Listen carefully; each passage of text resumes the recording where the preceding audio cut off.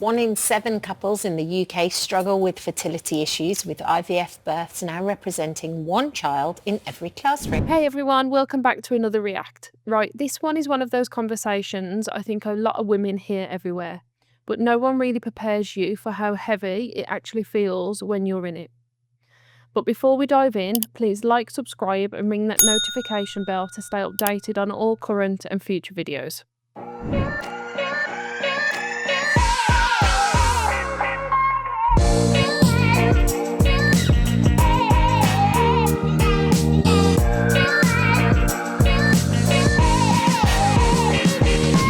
Star Louise Thompson has been making headlines after opening up about her infertility struggles. Obviously, we'd had her on the show as well, hadn't we? Amazing book too. She's been revealing plans to freeze her eggs in order to have another baby. And she's not alone. 1 in 7 couples in the UK struggle with fertility issues, with IVF births now representing 1 child in every classroom. We're joined now by leading fertility expert, Dr. Linda Farahani. Good morning to you, Linda. Good morning. Thank you for coming in. Thanks for having me. I'm led to believe that statistically, this is the time of year where most people get pregnant.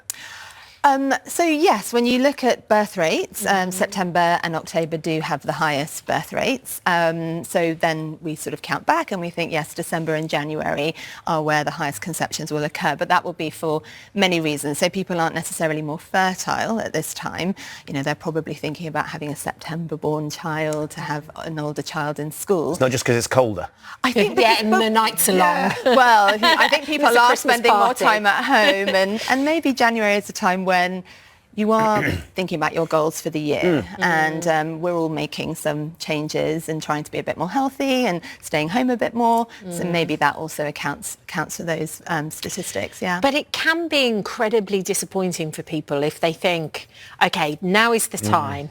Here's the moment. Because also as women, we tend to spend our lives not wanting to get pregnant until we do want to get pregnant, and then all of a sudden we're like, we really want to get pregnant, and now please. Exactly. My patients want to have been pregnant yesterday when they come to see me already. So I think January can be hard because the year's ticked over into the new year, and you think, well, it didn't happen to me last year, and so you're then hopefully thinking about how we can make it happen for the new year. But yes, it is. Fertility is really a devastating thing when it happens. And the fertility rates are an all-time low in the UK as well. Yes, that's what the statistics are showing us. So I think it's about 1.4 children per woman, which is the lowest. But that will be for a number of things, not necessarily that infertility itself is increasing, but that societally people are just choosing not to have children. There's less, I guess, stigma around not having children. So women are choosing, actually, I don't want to have a child, or I want to wait until I've met the right partner. The way we meet our partners has drastically changed in the last, however many years, 50, 60 years. So I think we're potentially waiting. And then when we do wait and we are a bit older, it can lead to some challenges. So if you were a bit older, or you were facing some challenges and you were young, whatever your circumstances, are there certain things that a woman could do to increase her fertility kind of naturally, or lifestyle changes that she could maybe make? Yeah, I think This is really interesting. So how do we then educate our children going through school, going through college, going through university, to make those fundamental decisions that will impact their future lives? An example, freeze your eggs. So we keep talking about the cost of living. We keep talking about we're not finding the right partner until later on in lives. We don't meet the right person in the ways that we did 20, 30 years ago. It's all online, Okay, so what can we do? What can we do about this? How can we educate our younger generations to make those decisions that can protect your egg reserve when you are in college? How can we do that? What can we do? Because this is just going to continue. 1.4 is the statistic for a woman, a family, to have a child. That's really low. Schools are closing. I heard on on a podcast the other week that the schools are closing in London because they're just not full.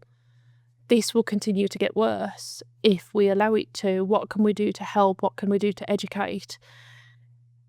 If we're not educating, if we're not helping, if we're not supporting and helping our younger children to make those fundamental decisions that can potentially save their eggs, their egg quality, this will just get worse. If you're a woman who knows that children are something they want in their future, and actually even if you don't know it at the time, but you're thinking ahead, things like practicing safe sex is really important, and then if you're on the pill for a long time, which is fine, there's nothing wrong with that, but it might be good sometimes to just check in with your body, understand what your cycles are doing. Right. Do you have regular cycles? Are your cycles really irregular? Do you have really painful periods? These could all indicate that there's an underlying issue that might make you want to go and see a gynecologist a bit sooner, to just understand what your fertility might be. And talking about lifestyle, I think it's really important. There are things that we can control.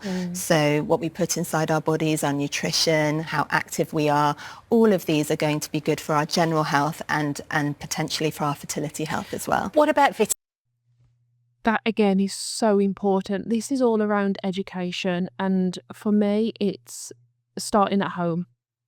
It's having those conversations again with our children as they grow up, starting early through, just simple language, as then our children get into puberty, as they get into relationships, practicing, as she said, safe sex contraceptions, regular appointments at the GP, as they start periods for our daughters and, nieces. It's all of those conversations to help educate and make them aware of their bodies. And then it's through schools, it's through colleges, it's through universities. That's where it's going to have the most impact and the most change. Because if you're not aware of your body and the changes and how you can help your body, nothing's going to change. Vitamins and things like that, is there anything that people can take to maybe help a little? So I think there are good supplements, anti-inflammatory supplements, antioxidants, which are really can be really helpful. So vitamin D, omega-3 fatty acids, vitamin C, selenium, zinc, all of these are excellent. What we eat, this is hard as well. And I totally get to eat, organics, fresh meats and vegetables and your 5 a day. I totally get the cost of living with that. Sometimes don't allow people to eat the types of food that we would want to eat. But does that have an impact on fertility rates? Does that have an impact on our bodies? Let me know in the comments what you think. But she was referring to December, January being a period of time where conception happens. Is that because we are looking after our bodies? Women are being more healthier, we're more active, we're eating more nutritious foods. Does that have an impact?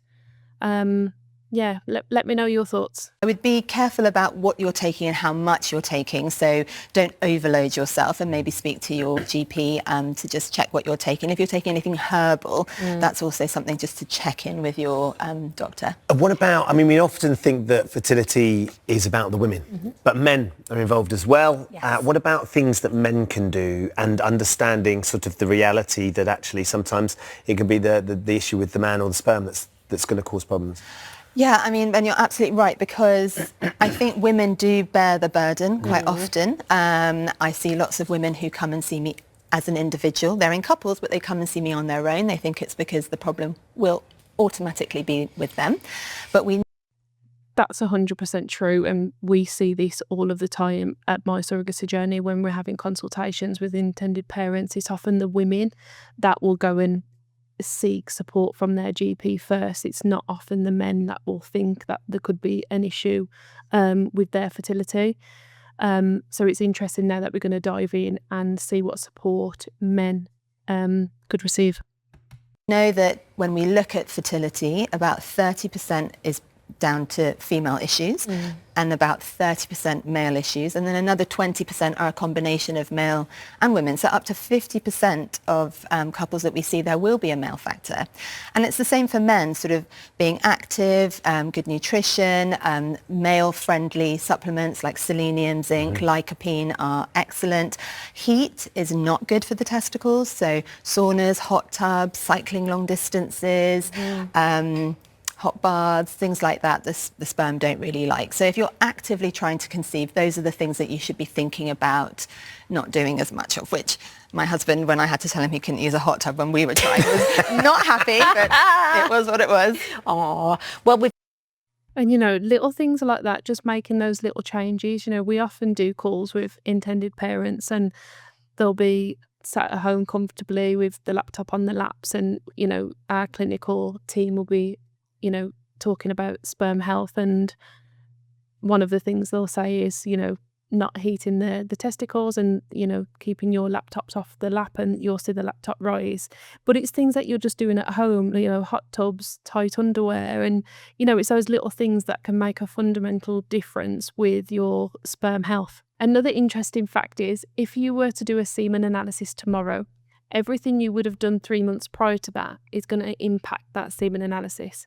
So you always need to think 3 months ahead of your semen analysis appointment. If you want to know more about your sperm health, head over to season 1, Mexico City podcast. And there's an absolutely amazing podcast with Lucy Richardson and our own clinical and compliance director, Debbie Evans. We've had lots of questions from the viewers Yes, too. This first one is from Sarah. She says, I have a 2-year-old son and conceived easily in the past. Last year I became pregnant 3 times within a short period, but each pregnancy ended in a first trimester miscarriage. I'm now trying again with no success and I don't understand why. I'm in my 30s facing a 14-month wait list to be fertility tested and I fear I am not going to be able to get pregnant again. Through something like that is a lot. It's about 3. It's a lot within a short period.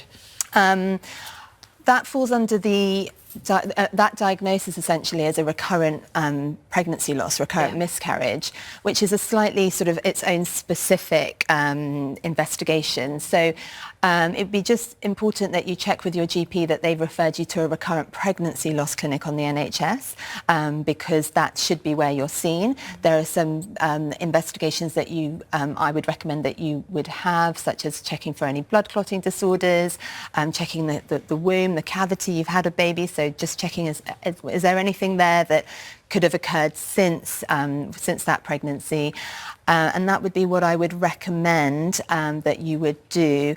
But you're young, and I know that sometimes feels that patients might be fobbed off because they're young, but it is reassuring that you're young, and as long as you have the appropriate investigations, hopefully we'll get to the bottom of why that's happening, and there usually is some relatively straightforward treatments for that as well.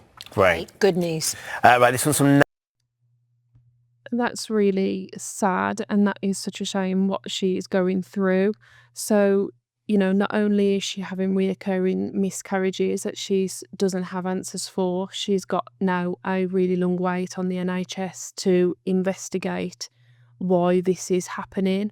I can only, send my thoughts and hugs and, well wishes to her, but that is the NHS, and when you go through the NHS to have support for your family building journey, there is a wait time because there is unfortunately a lot of people that need that help and support through the NHS to investigate why they are having struggles to conceive. There is that support out there.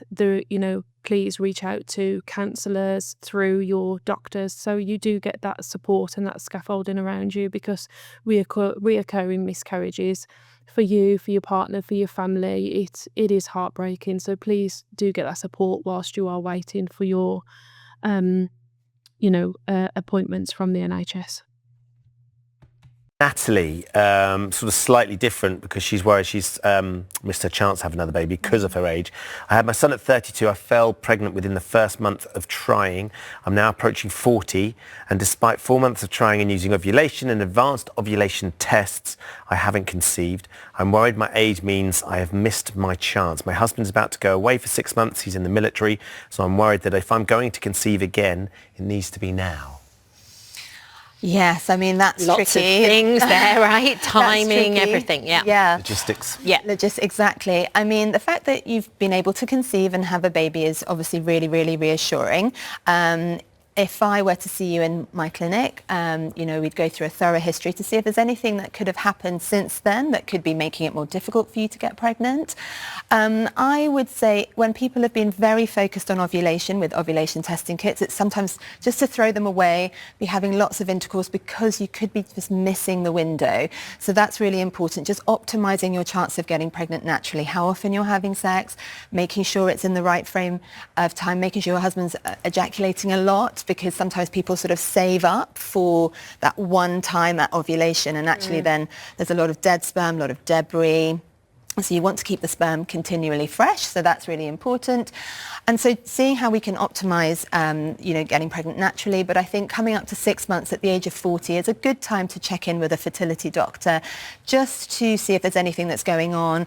And if your partner is going away, you can, some couples will choose to freeze the sperm and do fertility treatments if their partner's going to be away or in a different country. And that is something that you could do with either intrauterine insemination or IVF with your partner's frozen sperm. So you're not delaying that sort of 6 months whilst he's gone.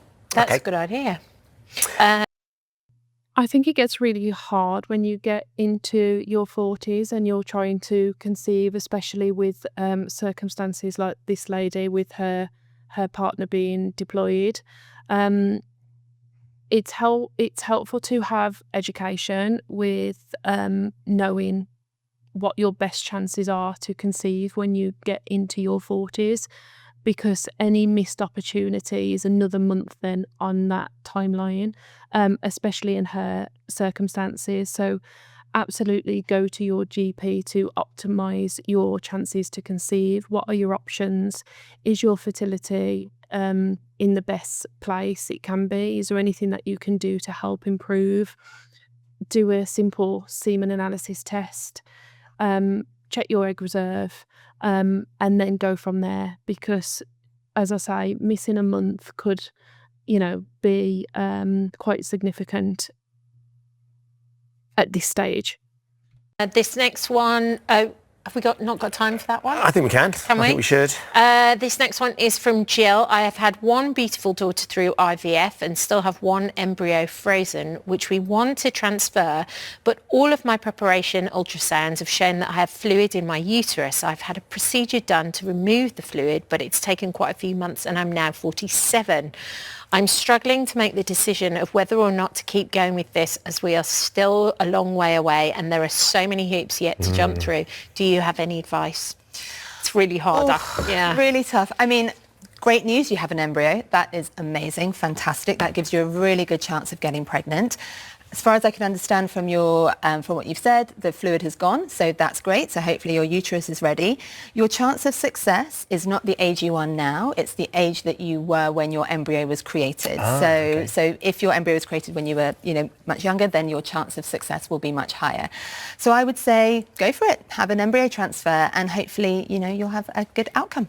Love that. Thank you. Good Thank luck, you, Jill. Linda. Linda, thank you. If you I think that's really important to remember, and this is often a question that we get asked. It's not the age that you are now when you have that embryo transfer. It's the age, your embryo is the age as it was when it was created. So it's always important to remember that. So if you freeze your eggs when you are 22, that's the age of your embryo. It's not, you know, if you then have a transfer when you're 40, your embryo doesn't age. That's the age of your embryo when you then transfer it. So it's always important to remember that. having any problems with fertility, first port of call, of course, is to start with your GP. I'm sure that would be the initial advice you would give. But it's really interesting, Linda. Thank you for coming in. Thank you so But yes, absolutely. If, you know, you need any advice on anything that was discussed during this React, always go to your GP. Ask for a AMH test, which is an anti-Müllerian hormone test. For a female, and for a male you need a semen analysis test, and that will check for your sperm health. If you're watching this and any part of this feels familiar, you're not behind, you're not broken, and you're definitely not alone. And if there's one thing that I've learned as a mum, it's the path to having children is rarely straight, but that doesn't make it any less valid. Be kind to yourself and talk to someone sooner rather than later, even if it's just to feel heard. I'd love to know what you think. If you found this meaningful or it made you stop and think, let us know in the comments below. If you do, keep it kind and respectful, as we always encourage healthy debate. As always, thanks for watching, and don't forget to like, subscribe and ring that notification bell to stay updated on all current and future videos, and we'll see you in the next one.